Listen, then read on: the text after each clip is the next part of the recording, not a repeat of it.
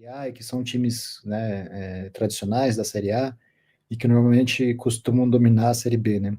O que ah, costumava ser algo até meio recorrente assim nos últimos anos, né? Já que a gente teve aí Grêmio, Cruzeiro, Vasco, Santos, Botafogo, né?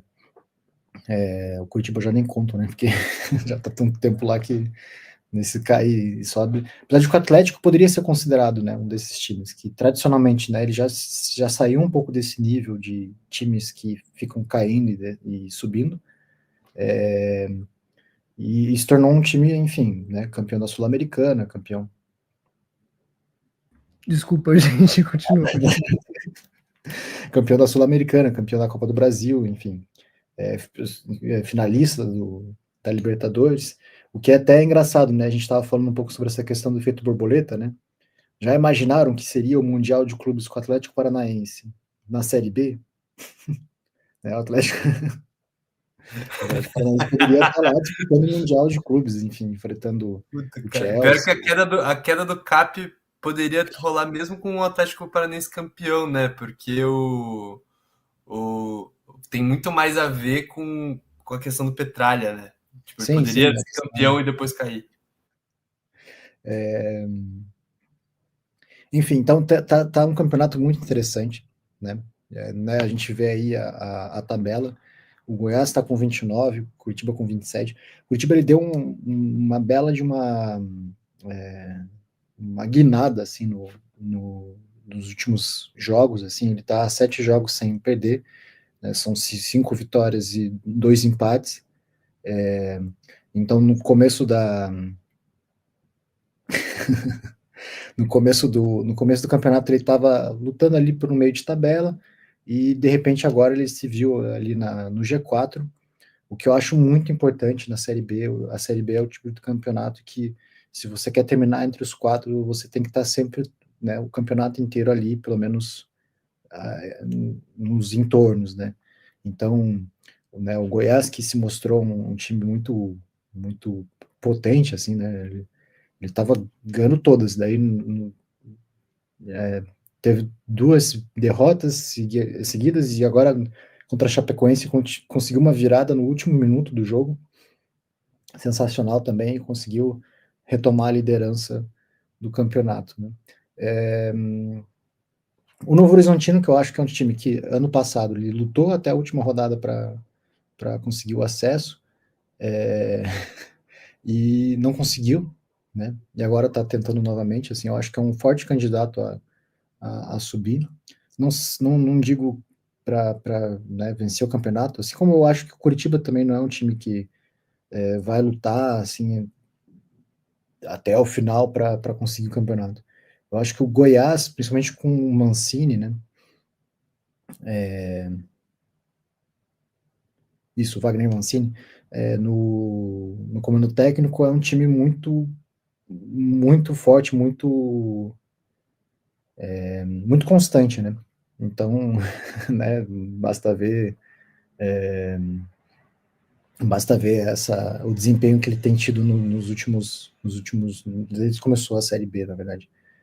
É verdade E essa estatística aí, Marco? O Coxa não hoje tomou gol um mês inteiro? eu acho que não, eu acho que o último gol que ele tomou foi contra o. Não acho que foi contra o Goiás, mas eu acho que ele tomou um gol depois. Eu sei que a última derrota foi contra o Goiás, na 7ª rodada. Nossa, isso daí acho que é algum recorde. Acho que o Coxa toma gol até em recesso, porque Não, assim, o trabalho que o Mozart está fazendo, que é o time que conseguiu o acesso com o. Qual que é o time que tá na. O time que subiu para a Série A? O o Mirassol. Mirassol. Ele subiu, ele conseguiu acesso pelo Mirassol. E daí o Curitiba foi lá e contratou ele. Assim, no começo eu admito que eu não tava gostando muito do trabalho dele, até porque ele não parece ter muita variação tática, assim. Parece que ele sempre escala um 4-3-3. Não que eu não goste do 4-3-3, mas assim, sempre a mesma escalação, eu acho um pouco, né, falta um pouco de criatividade. Mas depois, com o tempo, assim, eu acho que também conhecendo mais o elenco e, né, talvez encaixando melhor as peças, um exemplo é o Maicon, né? O Maicon, que era o zagueiro do Vasco, né, e entrou para o Curitiba, não era um zagueiro que me agradava muito, mas ele tem se mostrado muito bem no Curitiba, né?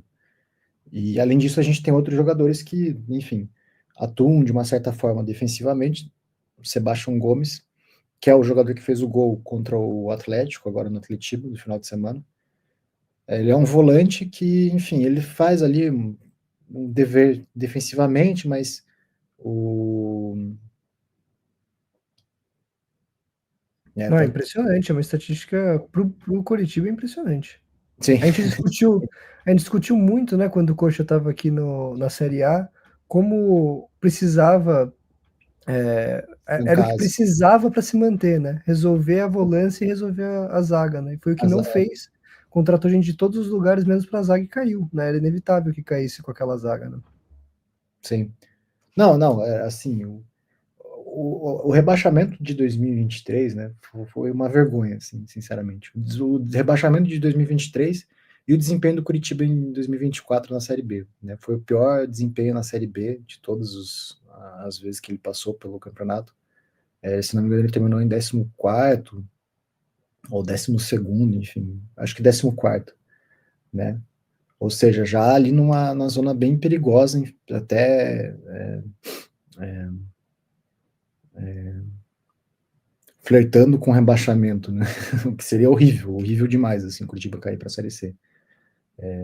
Que eu acho que não vai acontecer. Né? O acesso parece mais cabível agora, né? Eu acho que o time deu uma guinada, conseguiu consertar essa questão defensiva, mas ele ainda enfrenta algumas dificuldades diante de alguns times. O próximo jogo vai ser contra o Volta Redonda, que é o time que ele tá na zona de rebaixamento, não é um time que, enfim, de grande expressão, mas né, logo em seguida ele joga contra o Vila Nova, se não me engano. Aliás, esse está sendo um... Perdão, eu te mutei sem querer. Te mutei sem querer. Nossa, é que eu tava tentando ligar o meu microfone e eu te mutei. Esse é um campeonato, não sei se você tá entendendo dessa forma, que ele, além de estar muito nivelado, tem uma coisa interessante, assim, né? Porque normalmente a gente vê que os times que sobem da Série C, eles têm desempenhos muito variados, né? Então, normalmente, um chega, como foi, sei lá, no retrasado, Vitória sobe, ele quase briga, quer dizer, ele briga pro acesso, é campeão da Série B, outros ficam no meio de tabela e outros são rebaixados de novo. Nesse exato momento, 3 dos 4 que subiram estão na zona de rebaixamento, é isso? Ou brigando lá perto. É tipo o Amazonas do ano passado, não, Atlético Clube e o Volta Redonda. Tem dois na zona de rebaixamento. O Ferroviária tá um pouco mais para cima. E o Remo disputando as cabeças, assim. É interessante, né, como a gente vê esses times que subiram, como eles têm características específicas, né? O Atlético Clube, pelo que eu tô vendo, é uma campanha vergonhosa, assim, vergonhosa. O Remo eu acho que é o mais legal, assim, sinceramente. Com certeza. Porque, né, é isso, ele subiu, ele veio da Série C e agora ele tá ali, né, na disputa para conseguir uma vaga no G4. E eu acharia maravilhoso, imagina o Remo na Série A, assim. Não, demais. E assim, é interessante. Olha como é o futebol, né? O Gui falou no começo do programa que o Paysandu tá numa sequência de vitórias que pode tá dando uma reagida no campeonato. Não sei se é uma sequência de vitórias, né? Mas venceu justamente o confronto contra o Remo. Como a questão do clássico é relevante, né? Aí seria fantástico se o Remo subisse, né? Porque aí desce o Sport, o Remo sobe e continua a mesma. Os nordestinos lá em cima também, né? Seria top, né? E é um time de torcida grande, né? Torcida muito grande, muito apaixonada também. Muito. 3 vitórias seguidas do Paysandu. É isso. Demais. Tomara que o Papão fique, cara. Assim, que o Remo suba ou sei lá, brigue lá em cima e o Papão fique também na Série B. Bom, eu acho a estética do Remo talvez a mais bonita do Brasil. Eu acho lindo o escudo, lindo o uniforme. Cara, meu sonho é ter o Remo de volta na Série A. Eu gosto muito da estética do Coritiba também, acho muito bonita. Sempre falei pro Marco, né? O uniforme primeiro parece bastante do São Paulo, né? Mas com o escudo que eu acho mais bonito, né? E, porra, o Paysandu de volta num lugar né, alto do brasileiro, né? Sim. Agora, porra, imagina subir Goiás, Coritiba, Remo e, sei lá, tá ligado? CRB, porra. CRB, cara, demais, seria... né? Porque o Paysandu eu acho improvável, né? O Vinícius Leal aí tá prestigiando a live, ele tá falando do Remo e o Papão, mas acho que esse ano é difícil o Paysandu subir, né? Acho que o Paysandu luta hoje para não cair de volta, né? Mas, porra, seria sensacional esses times de volta à elite do Campeonato Brasileiro. Times tradicionais, com torcidas gigantes e fanáticas, né? Acho que a gente fala um pouco isso na SAF, de certa forma ela terceirizou um pouco o futebol, né? A gente tem o Bragantino, que é um time totalmente insosso, Cuiabá, um time totalmente artificial, time do agronegócio, né? Pode ter, mas não tem torcida, é um time sem graça, né? Enquanto esses times sofrem há tantos anos, né? Sem incentivo, sem, né? Enfim, porra, seria do caralho. Acho sensacional. O Remo que é Marco Braz, né? O Marco Braz que é dono, é a SAF do Remo, né? É o Remo, né? Não sei, cara, é? Eu acho que pô, é. Marco Braz, não é que ele é dono, mas acho que ele foi, agora ele tá lá mesmo. Fez a SAF lá, né? E aqui no estado de Sergipe é o Landim, né? O Landim Confiança aí. Olha só, essa mensagem que o Vinícius Léo mandou, ela é bem representativa do que a gente estava falando no começo do programa, né? tem que se emocionar, tem que ficar maluco mesmo. É isso. Pois é, o Brás tá no Remo, né? Logo depois do Flamengo. Olha, a minha simpatia pelo Remo deu uma estremecida agora. Mas aí também, né, esses cartolas duvidosos estão em todos os times, né? Não tem o que fazer. O futebol hoje é uma máfia, né? A gente sabe, por exemplo, a Leila, né? Muito. A mulher no futebol, primeira presidenta mulher. A Leila é uma puta de uma mafiosa, né, gente? O marido dela é um mafiosaço, né? Tira dinheiro de gente velha, né? Os caras pois é. Cuidado com o processo, Guilherme. Abre aspas. Leila é uma mafiosa, o marido também. Mas pra caralho. Não tem. Né? Não tô falando que eles fazem parte da máfia, eles são mafiosos enquanto um adjetivo mais geral, né? Sim.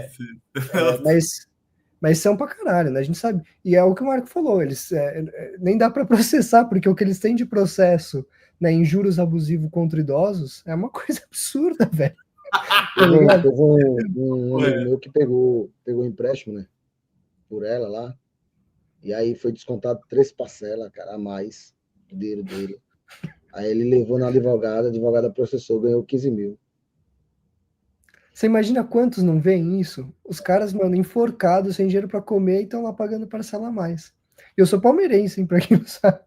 Mas, velho, se a gente for falar de questão extra-campo, não tem um que se salva, né? Não tem um que se salva. Mas esse ponto é um ponto interessante, porque eu acho que volta até um pouco naquela questão inicial que a gente falava sobre a diferença dos clubes, essa questão do dinheiro, e até o Mozo que falou, assim, sobre, acho que ele fez um comentário sobre o fato do Mauro César, sempre que fala do Corinthians, fala sobre a dívida do Corinthians. Criou-se muito essa ideia de que, clube tem que ter uma gestão impecável de negócio. Clube não é negócio, clube não é empresa, né? Clube não é banco, ele não serve para dar dinheiro, não é para render juros, enfim. O clube é o futebol que a gente assiste, assim, claro, né? Tem que pagar jogador, tem que pagar funcionário, tem que, né, tudo mais. Só que daí criou-se tanto esse fetiche em cima de uma boa gestão, né? Não, um clube que ganha R$1 bilhão por ano, né? E daí você acaba associando essa questão da gestão com essas pessoas que que já estão na área de negócios, né, de gestão mesmo de empresas, né, de banco, sei lá, e, né, não à toa a gente vê o que aconteceu com o Atlético Mineiro, com o próprio Cruzeiro, né, o Botafogo, né, porque se dá de mão beijada uma coisa pensando que os caras, bom, se o cara tem um mercado que funciona, então ele vai conseguir fazer funcionar o clube de futebol também.